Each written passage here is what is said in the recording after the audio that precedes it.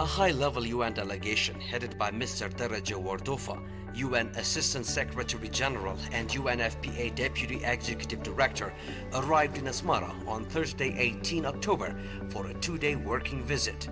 The delegation also included the UNFPA Regional Director for East and Southern Africa region, Dr. Julita Onabanjo, and Mr. Ramiz Al-Barov, UNFPA Policy and Strategic Division Head at the UN headquarters. The strengthening of partnership to sustain development gains in Eritrea was the focus of the mission.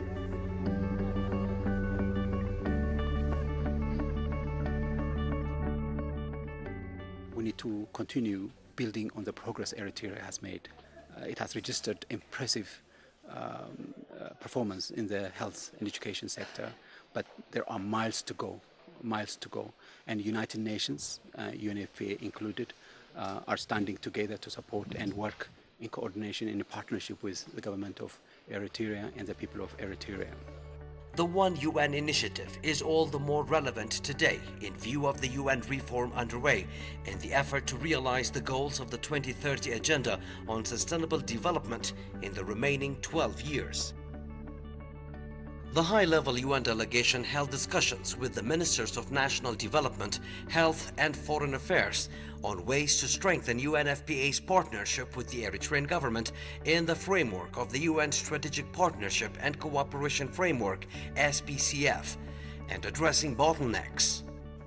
When I talked with the Honorable Minister of National Development, Dr. Georgis, he told me Eritrea shouldn't be waiting until 2030 to achieve the Sustainable Development Goals. We agree with him 100%. This is very important. This is a country which is resilient, endured very tough situations, and yet registered impressive progress. Therefore, if we add new resources, new effort into what has been done, of course we can achieve the Sustainable Development Goals well before it is time. In a meeting held in the afternoon hours of the same day with Ms. Amina Nur Hussein, the Minister of Health, Mr. Dereje appreciated the progress so far made in the health sector. He reaffirmed the commitment of UNFPA towards supporting the government and people of Eritrea in addressing areas of priorities and towards the achievement of the SDGs. He praised the leadership and ownership of government in all spheres and highlighted that timely implementation will lead to more resources and support.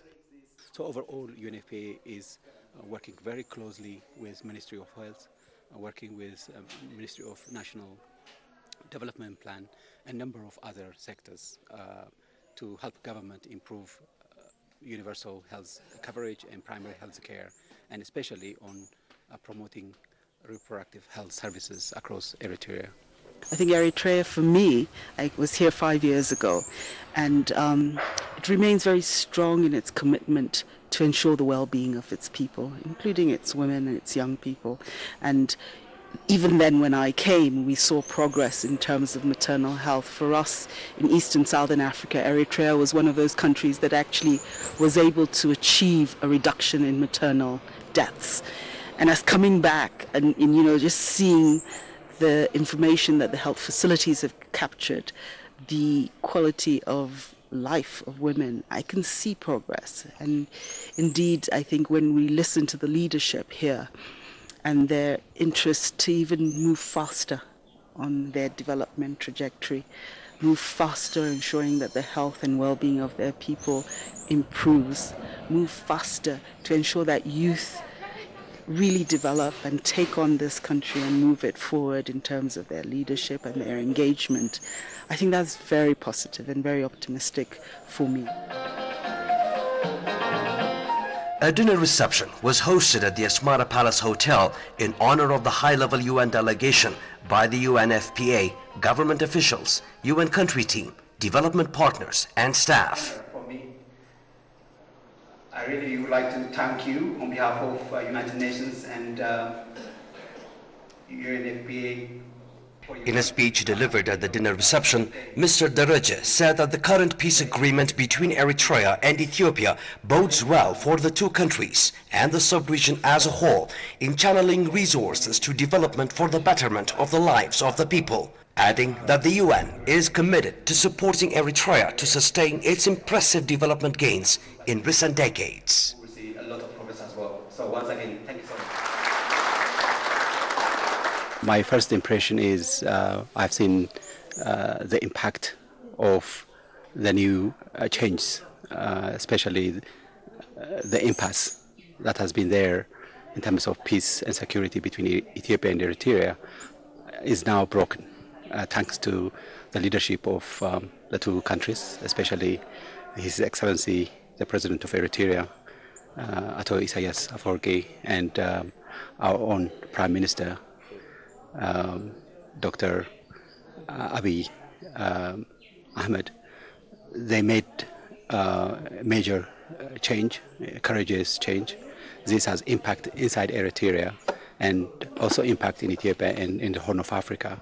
When I came in here, I have seen the impact of the stagnation for a long time in terms of social and economic activities.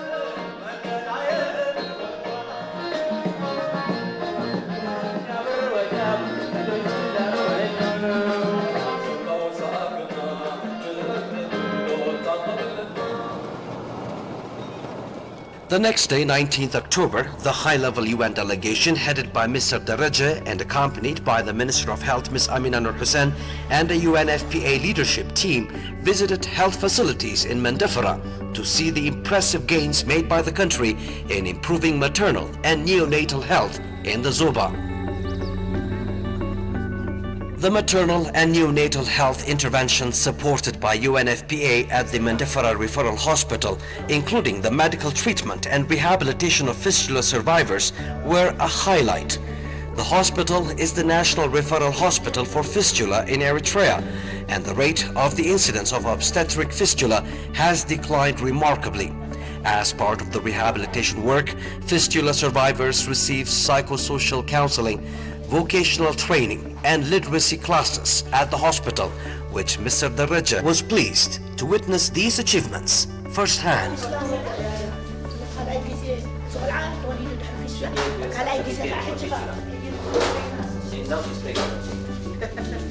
I was impressed by my visits. I met so many government officials, went out to see some of the projects. I looked into the data of performances, especially in the education and health sectors. All are showing major progresses, decline in maternal mortality, child mortality. This would not have been achieved without hard work and commitment of the ordinary people, the experts, and the leadership of the government. The group also toured the maternity waiting home at the Atuala Community Hospital, which is supported by UNFPA. I went also to the Atuala Community Hospital, where they give services to mothers before they give birth, helps them to give safe births, and also looking after them and treating fistula when they happen once or twice, so that the total fistula cases are reduced. To see a country which is really developing, I could see a considerable effort which has been made by the government here to first of all develop the infrastructure, provide social services. I was very impressed to meet with the Ministry of Health officials and get the briefing to learn about the amazing progress which has been done in reduction of maternal mortality, then in reduction of infant mortality. Today I have visited hospitals in the provinces, and I could clearly see that the quality of services which is made available in the clinics is high, that we have a considerable amount of progress which has been made, both in access to family planning services, in access to neonatal care, and in access to the essential reproductive health services for women. Mr. Dereje acknowledged the tremendous achievements made in maternal and neonatal health and said that Eritrea has a lot to tell the rest of the world on achieving the transformative results, ending preventable maternal death, ending unmet need for family planning, and ending gender-based violence and harmful traditional practices against women and girls. Almost there are referral hospitals in every province, and there is a lot of training of frontline health workers, especially midwifery and nurses. In every referral hospital or community hospitals, there are doctors who are not actually paid that much money in terms of salary and rewards, but who are very dedicated, believe in what they are doing, and they go to work every single morning to add value to the people they are serving. So this country is showing that possibility. We have a lot to learn from Eritrea. Eritrea has a lot of stories to tell to the rest of the world. So as much as we show the example Eritrea has demonstrated over the last several years, we need to also bring in experience, knowledge, resources to accelerate the progress that have been registered already. I am very much inspired, very energized. When I go back to New York, I will be sharing the stories I've heard, the pictures I have taken to show that Eritrea is in the right track. Eritrea is making progress. I think coming here as a regional director, looking at the region of Horn of Africa and seeing the challenges, but also seeing what Eritrea has been able to do, I go away with a rich experience of what can be done, and with a real sense of humility and really a sense of drive that in fact UNFK can even do more. Following its return from the field trip to the southern region, the high-level UN delegation met and held talks with the Minister of Foreign Affairs, Mr. Osman Saleh. I have very useful conversation with a number of government ministers. We discussed overall the socio-political changes in the Horn of Africa and how that is bringing positive impact here in Eritrea. We should expect the acceleration of economic activities, social activities, because of the new ports in Eritrea like Asab and somewhere will be open. More commercial activities happening between Ethiopia and Eritrea. This is already ongoing. I've seen a lot of trucks coming this way. People also taking their goods to Ethiopia and having a trade happening. So this eventually would require leadership and regulation, how the businesses that are ongoing, the social interrelations are ongoing, benefit both countries. The high-level UN delegation completed its 2 days working visit to Eritrea and left the country in the evening hours on the 19th October 2018.